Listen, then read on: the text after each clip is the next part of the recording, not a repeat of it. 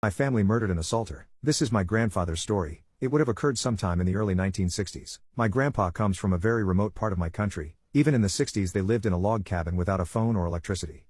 He lived with his 3 brothers, his sister, his father and his mother. It was a violent household. My great-grandfather was an alcoholic. My grandpa, his siblings and his mother were accustomed to beatings. The culture of the time was to accept this as a harsh reality of the remote and difficult lives that were led so far from civilization.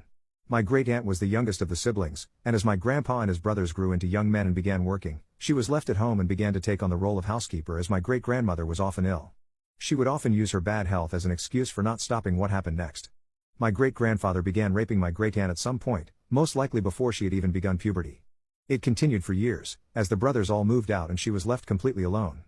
My grandpa says he truly did not know. He worried for his sister receiving the brunt of the beatings, but he didn't know about the assault. I hope that's true. When my great-aunt was 13, she became pregnant with her father's son. The night my grandpa found out, him and his brothers snowmobiled out from town, and since none of them owned a gun, they had to use shovels to beat their father to death. The ground was frozen solid so they burnt him, which also helped to destroy the evidence I suppose. Although I'm not sure anyone ever questioned how my great-grandfather had died, these were very different times. My great-aunt's son, born of incest, is afflicted with genetic issues. He can barely see and he only has a single functioning kidney. But he is happy and has healthy kids in their 20s now. My great-aunt drank herself to death in the 80s, as did my great-grandmother, so I never met them. My grandpa told he all this when he was drunk, as he has also become an alcoholic. So has my dad. The generational trauma of my family is thankfully now broken with me and my siblings, but this revenge murder, this disgusting hurt was really just another sad piece of a puzzle of abuse that started long ago.